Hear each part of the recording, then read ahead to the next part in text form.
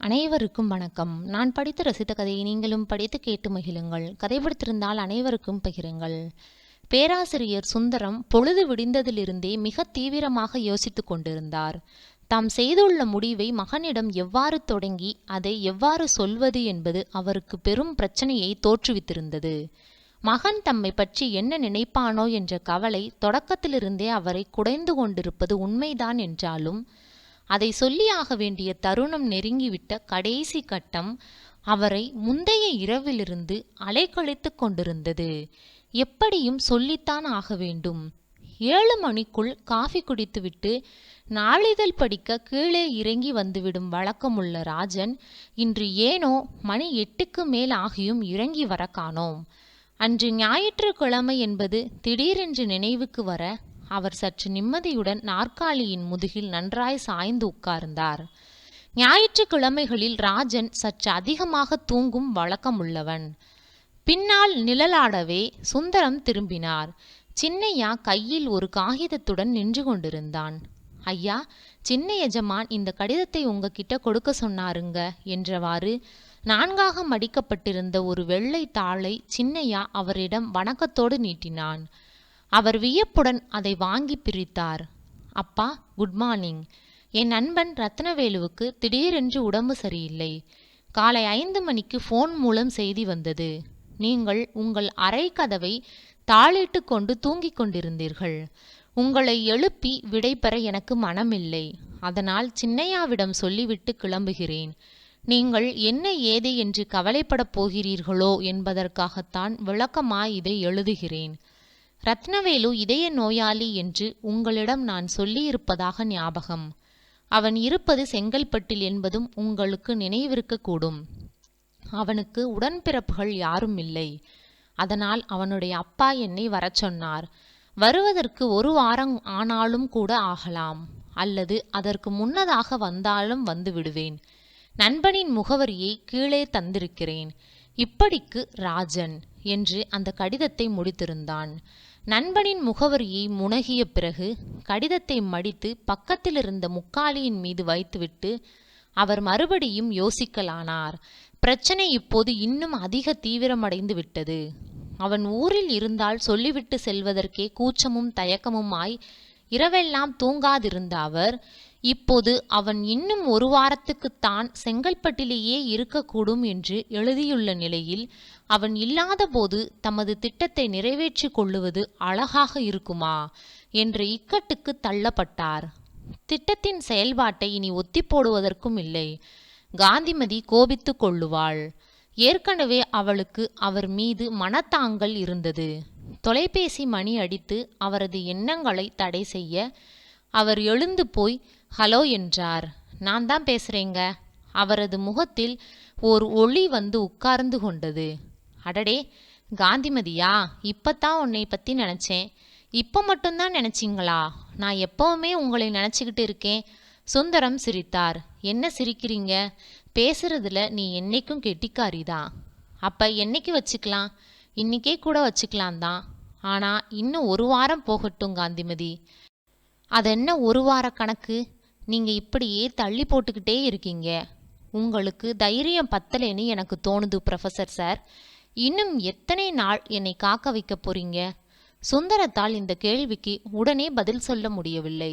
சற்று நேரம் எடுத்துக்கொண்டார். என்ன பேசாம இருக்கீங்க ப்ரொஃபஸர் சார்? நாமோ ஐயர் வச்சு மந்திரமெல்லாம் சொல்லி கல்யாணம் பண்ணிக்க போறதில்ல. நேராக ரிஜிஸ்டர் ஆஃபீஸ்க்கு போக போகிறோம். அங்கே போய் நம்ம காரியத்தை முடிச்சிட போகிறோம். இதுக்கு எதுக்கு கால நேரமெல்லாம் பார்த்துட்ருக்கணும்? நம்ம 2 பேருக்குமே நாள் நட்சத்திரத்தில் நம்பிக்கையும் இல்லை. சரி சரி, அப்போ நாளைக்கு மறுநாள் வச்சுக்கலாம் காந்திமதி. நிச்சயமாக தானே சொல்கிறீங்க? நிச்சயமாக சொல்கிறேன். Thank you my dear professor sir. ஃபோனை வச்சிடுறேன்.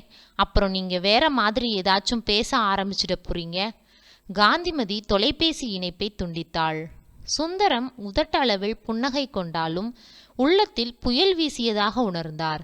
தமது வாழ்வில் தான் எடுத்துள்ள முடிவை செயல்படுத்தும் நேரத்தில் மகன் இல்லாதிருப்பது ஒரு வகையில் தமது சங்கடத்தை குறைக்கும் என்பது உண்மையே. ஆனாலும் அது சரியாக அவருக்கு படவில்லை. அவரது முடிவுக்கு மகன் குறுக்கே நிற்பானா இல்லையா என்பது அவரது யூகிக்கும் திறமைக்கு அப்பாற்பட்டதாக இருந்தது. வளர்ந்த மகன் எவனும் தன் தந்தை மறுமணம் செய்து கொள்ளுவதை வரவேற்க மாட்டான் என்பதே அவருடைய பொதுவான யூகம். எனினும் தன் மகன் வித்தியாசமானவன் என்ற நம்பிக்கை அவருக்கு இருந்தது. எப்படியானாலும் 40 வயதுக்கு மேல், அதுவும் முதல் மனைவி இறந்து போய் 8 ஆண்டுகளுக்கு பிறகு மறுமணம் புரிய தாம் செய்துள்ள முடிவை மகனிடம் வெளிப்படுத்த அவருக்கு கூச்சமாக இருந்தது. குடும்பத்தை சேர்ந்த நெருங்கிய உறவினர்களோ மனநெருக்கம் கொண்ட நண்பர்களோ அற்ற நிலையில் தாமே தமது எண்ணத்தை வளர்ந்த மகனிடம் சொல்லியாக வேண்டிய கட்டாயத்தில் அவர் இருந்தார். நெடிய யோசனைக்கு பிறகு ராஜன் ஊரில் இல்லாததும் ஒரு வகையில் நல்லதுதான் என்றும் தோன்றியது. மறுநாள் திருமணத்தை முடித்துக்கொண்டு தேனிலவு என்று சொல்லிக்கொண்டு கிளம்பிவிடலாம். ஒரு கடிதத்தின் வாயிலாக தனக்கு திருமணம் முடிந்து விட்டதையும் நேரில் அவனிடம் முன்கூட்டி தெரிவிக்க கூச்சமாக இருந்தது என்றும் கூறி மன்னிப்பு கேட்டுவிடலாம்.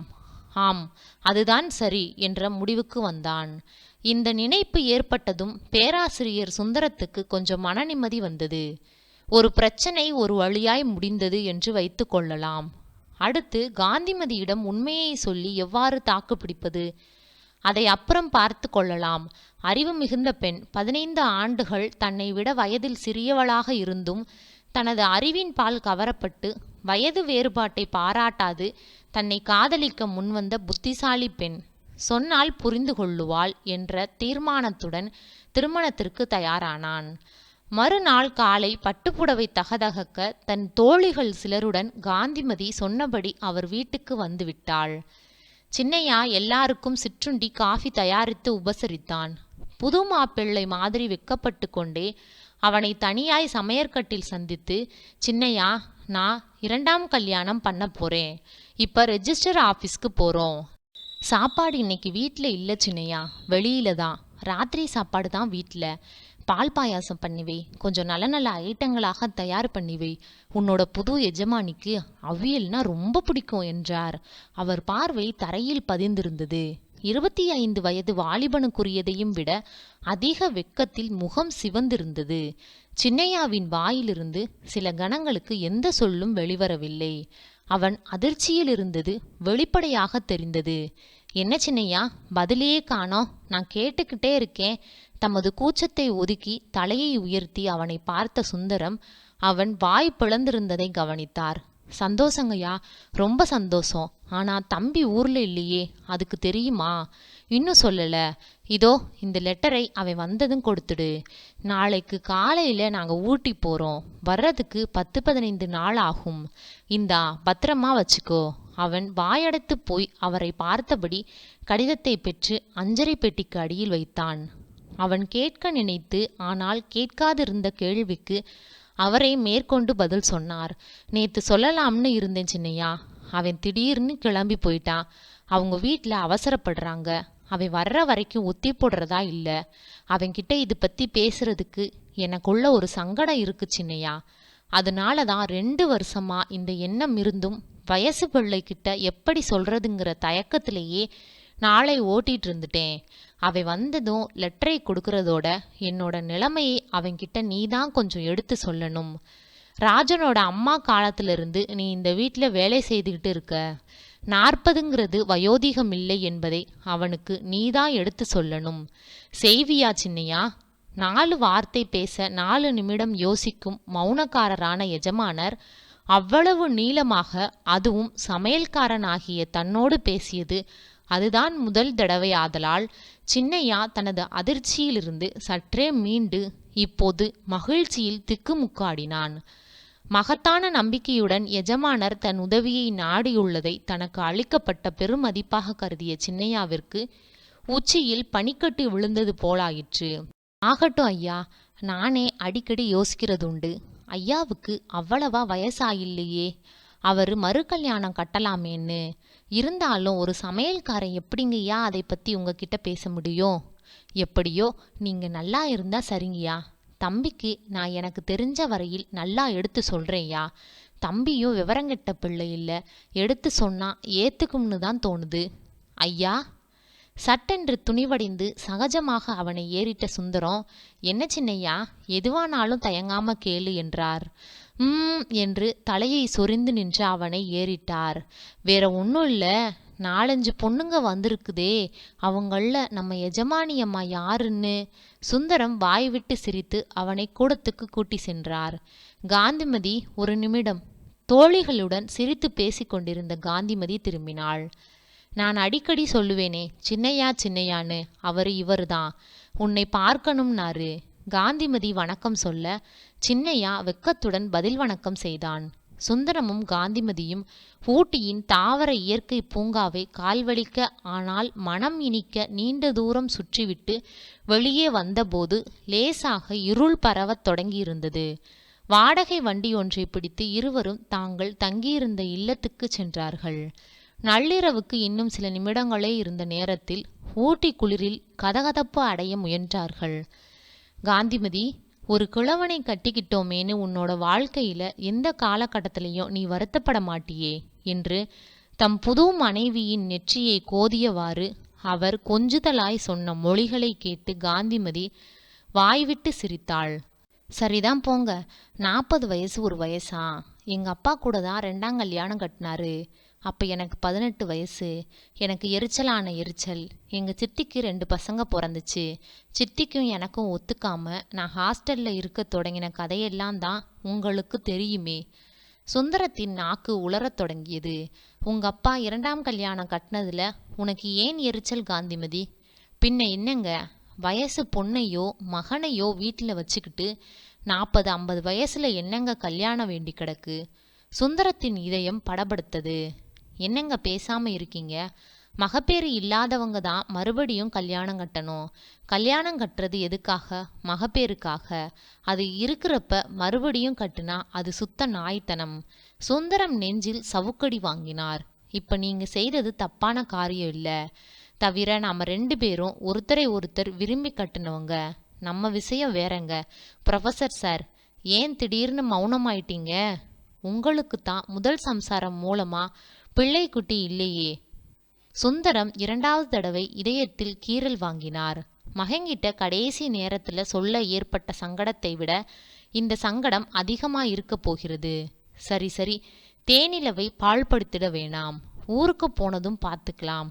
அட கடவுளே, எனக்கு ஏன் புத்தி இப்படி போச்சு? குழந்தை குட்டி உள்ளவர்கள் ஆணாயினும் சரி பெண்ணாயினும் சரி மறுமணம் செய்வது தப்பு என்ற கருத்தை அவள் ஏற்கனவே பேச்சுவாக்கில் அவரிடம் வெளியிட்டதுண்டுதான். முந்தைய மாதம் வரையில் மகன் ராஜன் வேற்றூரில் தங்கியிருந்தது உண்மையை அவளிடமிருந்து மறைக்கும் வசதியை அவருக்கு ஏற்படுத்தி கொடுத்து விட்டிருந்தது. சின்னையா ஏதாவது உளறிவிட்டால் என்ன செய்வது என்ற அச்சத்தாலேயே அதுவரை அவர் அவளை தமது வீட்டுக்கு அழைத்ததே இல்லை. தனியாக வசிக்கும் தாம் திருமணம் என்ற அங்கீகாரம் நிகழ்வதற்கு முன்னர் அவளை தம் வீட்டுக்கு கூட்டி போதல் அக்கம்பக்கத்து நாக்குகளை அசைக்கும் என்பதாலேயே அவளை தம் இல்லத்துக்கு அழைக்காதிருப்பதாக அவளுக்கு அவர் சமாதானமும் கூறியதுண்டு. இனி எதையும் மறைப்பதற்கில்லை. அவருக்கு நடுக்கம் ஏற்பட்டது. காந்திமதி சில நேரங்களில் குழந்தை போன்று பழகுவாள், மற்றும் சில நேரங்களில் அவள் அவருக்கு ஒரு புதிர் போல தோன்றினாள். இன்ன நேரத்தில் இப்படித்தான் செய்வாள் என்பது குறித்த நிச்சயம் அவளை பற்றி அவருக்கு இல்லை. இந்த நிலையில் உண்மையை அறிந்ததும் ஒரு குட்டி ரகளை செய்யும் என்பது குறித்த ஐயமும் அவருக்கு இல்லை. ஆனால் திருமணம் ஆகிவிட்டதால் சொல்ல வேண்டிய முறையில் தமது நியாயத்தை தாம் எடுத்து சொல்லி விளக்கினால் அவளது மன்னிப்பு கிடைக்கும் என்று நினைத்தார். 2 வாரங்கள் கழித்து இருவரும் ஊர் திரும்பிய அன்று அவர் ராஜனுக்கு தமது திரும்பி வருகை தேதி பற்றிய தகவல்களை தந்தி வாயிலாக கொடுத்திருந்ததால் அப்பா மீது தனக்கு மனத்தாங்களோ அல்லது அருவருப்போ தொழியும் இல்லை என்பதை காட்டிக்கொள்வதற்காகவே ராஜன் ரயில் நிலையம் வந்திருந்தான். இதை சற்றும் எதிர்பார்க்காத சுந்தரம் ஆடிப்போய்விட்டார். தன் நண்பன் பிழைத்து கொண்டதாக அவன் அவரிடம் தெரிவித்தான். டாக்ஸியில் பெட்டிகளை ஏற்றிய இளைஞனை காந்திமதி கண்ணிமை ஆடாது கவனித்தாள். பேராசிரியரின் சாயல் அந்த முகத்தில் தெரிந்தது அவளை வியப்புற செய்தது. ஒருவேளை அவளுடைய தங்கை அல்லது தம்பி மகனாக இருக்கலாம் என யூகித்தாள். ஆனால் அப்படி ஒரு உறவு தமக்கு இருப்பதாக அவர் சொன்னதே இல்லையே என்று திகைத்தாள்.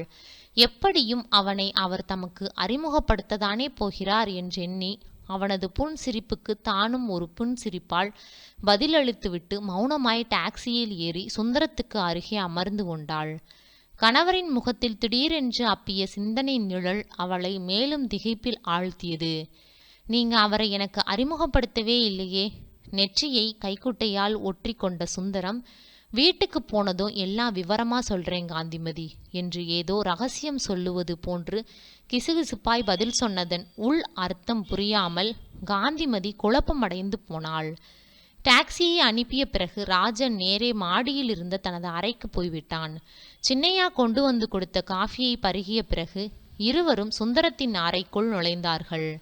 சுந்தரம் ஒன்றும் பேசாமல் தமது நாற்காலியில் சாய்ந்து கொண்டார். அவர் தாமாக வாயை திறக்கும் வரை பொறுமையை கடைபிடிப்பது என்ற உறுதியில் காந்திமதியும் மௌனமாய் உட்கார்ந்து கொண்டிருந்தாள். இறுகிய அந்த மௌனத்தை கலைக்கும் நோக்கத்துடன், ஊட்டி குளிருக்கும் இந்த சென்னை வெயிலுக்கும் ஒரே எதிர்மறையா இருக்குல்ல என்று சுந்தரம் புன்னகை புரிய முயன்று தோற்று போனார். ஏனெனில் காந்திமதியின் நீட்சியான பார்வை அவரை ஆராய்ந்தவாறு இருந்தது. அவரது கேள்விக்கு பதில் சொல்லாமல் அவள் கண்ணிமைக்காது அவரை உன்னிப்பாய் கவனித்து கொண்டிருந்தாள். அவளது பார்வையின் கூர்மையை எதிர்கொள்ள மாட்டாது சுந்தரம் தன் கண்களை ஜன்னல் பக்கம் திரும்பி வெறித்தார். மறுபடியும் சில நொடிகள் இறுக்கமும் கனமும் நிறைந்த பேசாமையில் ஓடின. திரும்பவும் சுந்தரமே அதை கலைக்கும்படி ஆயிற்று.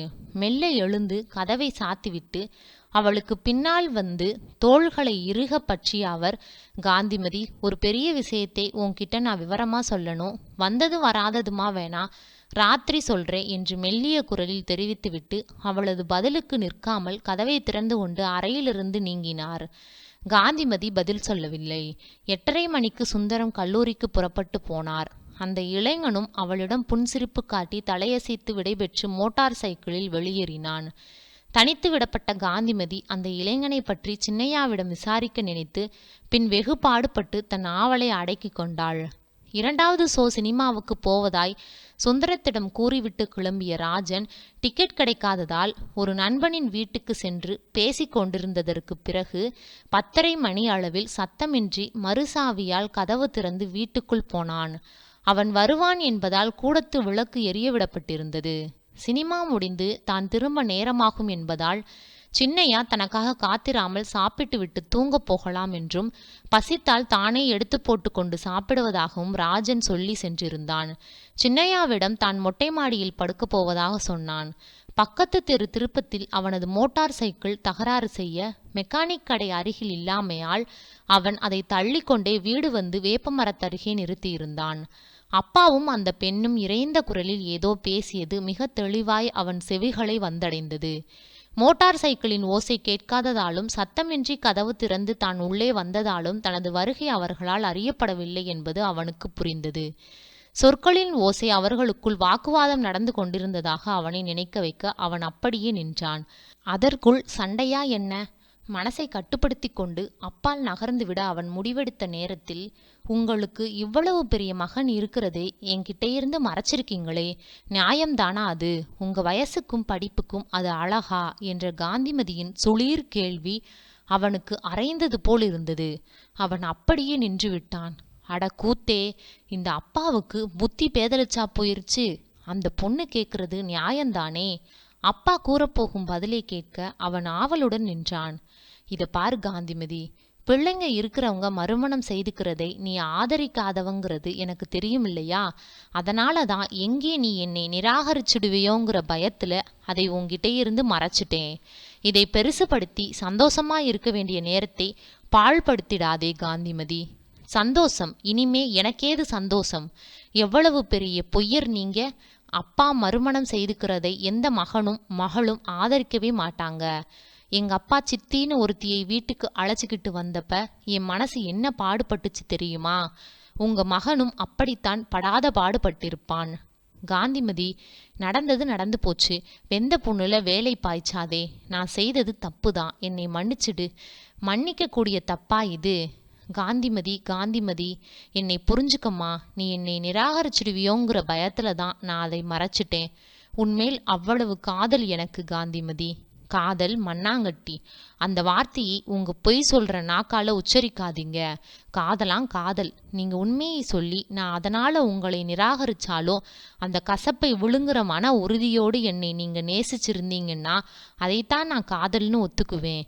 உண்மையை நீங்க எடுத்த எடுப்பில் சொல்லி இருந்தீங்கன்னா உங்க மேல உள்ள அன்புனால அதை நான் பொருட்படுத்தாம கூட இருந்திருக்க கூடும். இப்ப என்ன செய்யலாங்கிற? நான் தான் சொல்லிட்டேனே காந்திமதி, நீ எங்க என்னை ஒதுக்கிடுவியோங்கிற பயத்தால உண்மையை மறைச்சிட்டேன்னு திருப்பி திருப்பி அதையே கேட்டுக்கிட்டு இருந்தா என்ன லாபம் சொல்லு?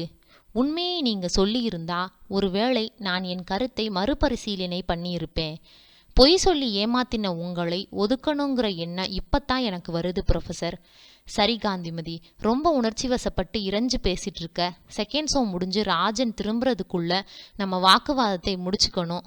அவன் காதல இதெல்லாம் விழறது எனக்கு சம்மதமில்லாத விஷயம்.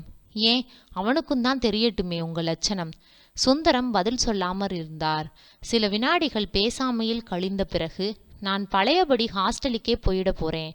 கடைசியில நான் வைரம்னு நினைச்சது வெறும் கண்ணாடி சில்லுன்னு தெரிஞ்சு போயிடுச்சு. நீ உங்களுக்கும் எனக்கும் எந்த சம்பந்தமும் இல்லை. ஒரு வக்கீல் கிட்ட விசாரிச்சு வையுங்க. முறைப்படி நம்ம விவாகரத்து செய்திடலாம் என்ற காந்திமதியின் அழுகை கலந்த சொற்கள் ராஜனின் செவிகளில் தெளிவாக விழுந்து அவனை தூக்கி வாரி போட்டன. எனினும் அவளுடைய உணர்ச்சிகளை அவனால் புரிந்து கொண்டு அனுதாபப்பட முடிந்தது. அப்பா மறுமணம் செய்து கொள்வது என்பது அவருடைய தனிப்பட்ட உரிமை என்ற அளவுக்கு அவன் அதை ஏற்றானே தவிர அவரது செயலை மகிழ்ச்சியோடு அவன் வரவேற்றான் என்று சொல்ல முடியாதுதானே. அதற்கு மேலும் நின்று ஒட்டு கேட்க பிடிக்காமல் ராஜன் மெதுவாய் நடந்து தன் அறையை அடைந்து படுத்தான். படித்த பெண் அவள் அப்படித்தான் பேசுவாள் என்பது மண்டையில் உரைக்க, படிக்காத ஒரு பெண்ணை செய்தித்தாள் விளம்பரத்தின் மூலம் தன்னால் மிக எளிதாய் பெற்றிருக்க முடியுமே என்ற சுழி விரக்கம் அவருள் கிளர்ந்தது. படிப்பு பெண்களிடம் நன்றாக வாயை வளர்த்து வைத்துள்ளது என்று அந்த கணத்தில் அவர் எண்ணினார். தம் பழைய மாணவியான அவளை அடிக்கடி கடற்கரையில் முதலில் தற்செயலாகவும் பின்னர் திட்டத்துடனும் சந்தித்து வளர்த்து கொண்ட காதல். இவ்வளவும் ஆனதற்கு பிறகு விவாகரத்தா? ஊரில் 4 பேர் என்ன பேசுவார்கள்? பேராசிரியரிடம் என்னமோ குறை என்றல்லவோ காதை கடிப்பார்கள். அட கடவுளே, என்ன பார்க்குறீங்க ப்ரொஃபஸர் சார்?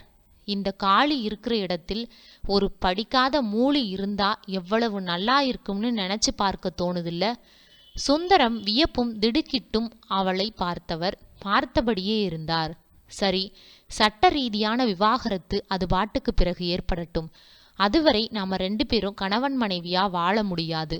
நீங்க வெளியில போய் படுங்க, இல்லாட்டி நான் போறேன் வெளியில.